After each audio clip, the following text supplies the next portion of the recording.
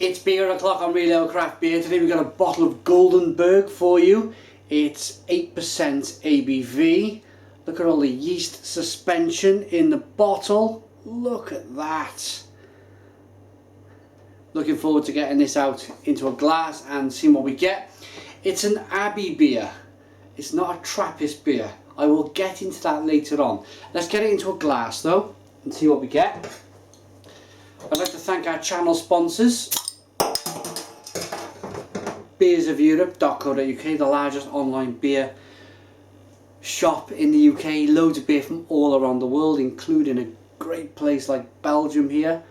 Look at that carbonation in the bottle. Let's get it out. Let's see what that yeast looks like in the glass. I am going to mix it all up and throw it in. And I'll let it dissipate a little bit. Let me show you what we have first. That's your clear glass of beer. Lovely big old bold carbonation on this one. A nice clear golden beer.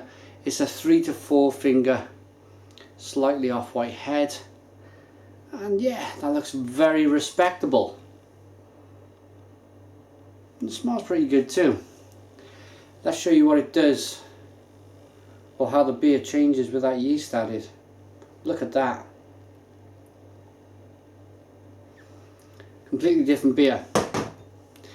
But as in Germany, the Belgians like to add the yeast to the beer. It's part of their tradition. It's part of their beer culture.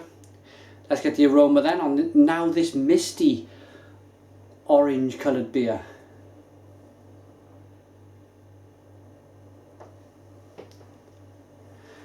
I'm picking up lemon, a little bit of sweet orange, a little bit of spice, and a little bit of breadiness. Let's dive in.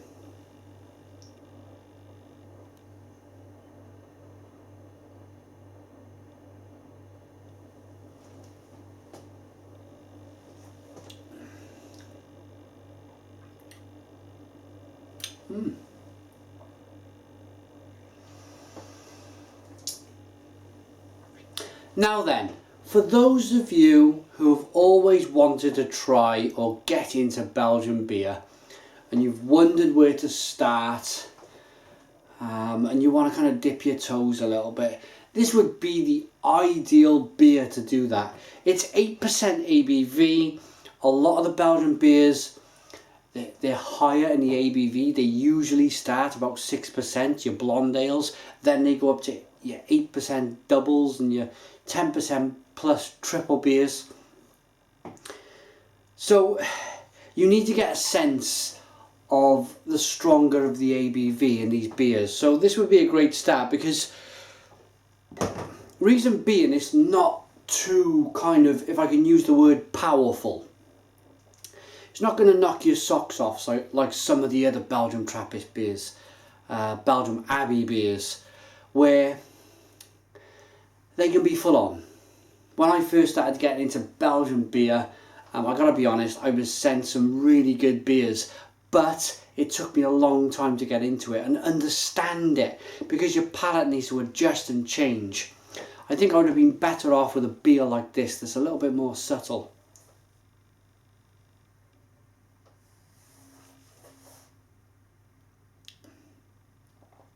It's still nice and marmalade-y. Still nice and spicy. Very dry on the back end. A nice hop bitterness coming through on the back end.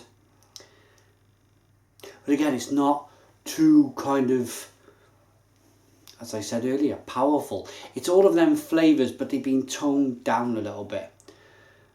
If you were to get a big kind of, what am I looking at here?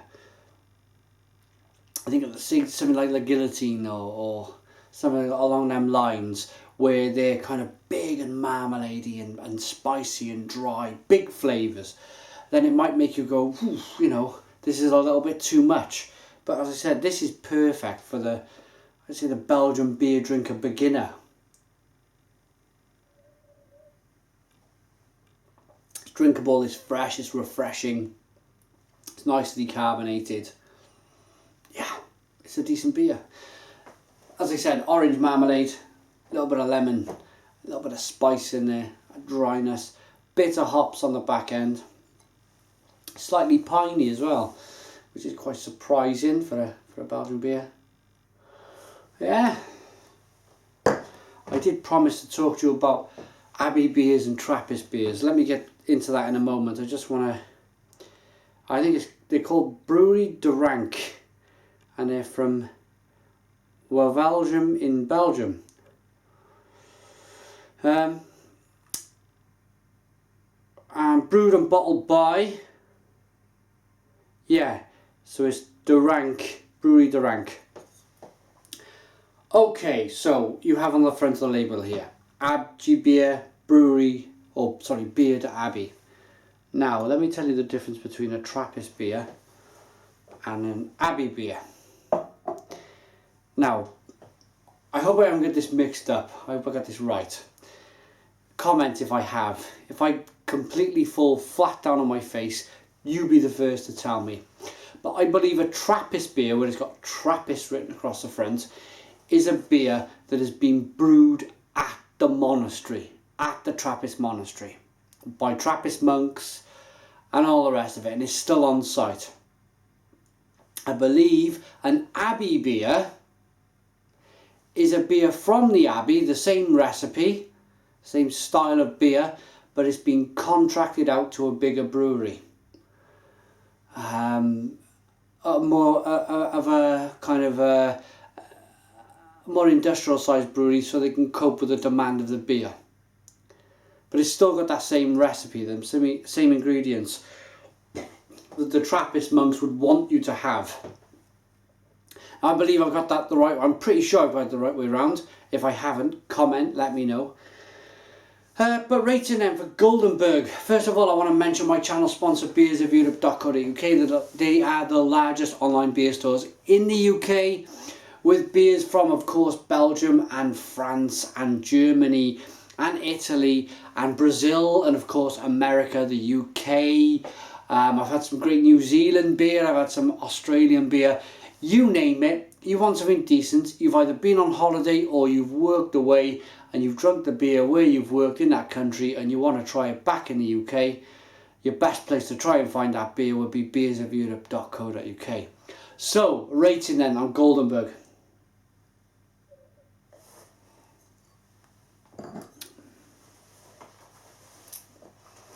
I think it's really nice. I'm enjoying it more as I'm drinking it, to be honest. I think it's definitely worthy of a 7 out of 10. It's a 7 out of 10 from Real Ale Craft Beer. That is Guldenberg. Be sure to check it out. Put your comments in the comments box. Please subscribe to our daily beer reviews and cheers.